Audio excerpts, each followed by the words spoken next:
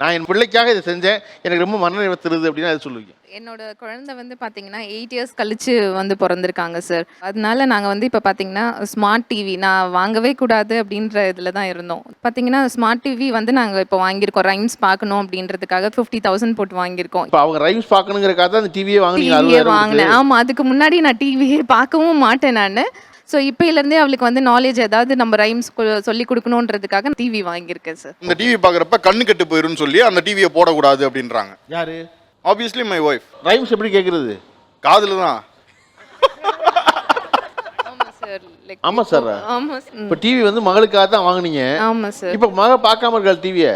இப்போ வந்து அவள் கண்ணை வந்து கெட்டுடும் அப்படின்றதுக்காக நாங்கள் யூஸ் பண்ணாமல் இருக்கோம். வளர்ந்ததுக்கப்புறம் பார்த்துப்பல்ல சார்.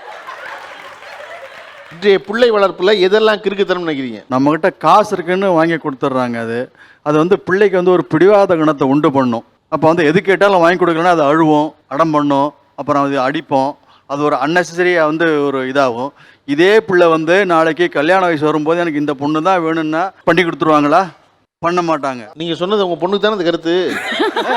இல்ல பொதுவாக தான் சொல்ல, பொண்ணுக்கு மட்டும் சொல்லல, பொண்ணுக்கும் பொருந்தும். அவர் சொல்றது கரெக்ட் தான். வேல்யூ புரிய வைக்காம இருக்கு. ஆனா எனக்குள்ள இருக்க ஒரு குழந்தை குமுறலோட வளர்ந்துருக்கு. கேட்டது கிடைக்கவே இல்லை. கிடைச்சது ரொம்ப லேட்டா கிடைச்சது. இங்க இருக்கவங்க எல்லாருமே ரொம்ப குழந்தைத்தன்மை கிறுக்குத்தன்மையா பண்றோன்றாங்கல்ல. அந்த கிறுக்குத்தன்மையா சிறு வயதுலயே எங்களுக்கு ஓரளவுக்கு திருப்தியா இருந்தா இந்த அளவுக்கு வெளிப்பட்டு இருக்காது. என் மக புள்ள வளர்க்குறதுல இதெல்லாம் தப்புங்க அப்படின்னு சொல்லுவீங்க. என் பையன் வந்து அவன் பையனுக்கு வந்து 22,000 போட்டு இது வாங்கி கொடுத்துருக்கான், கீபோர்டு.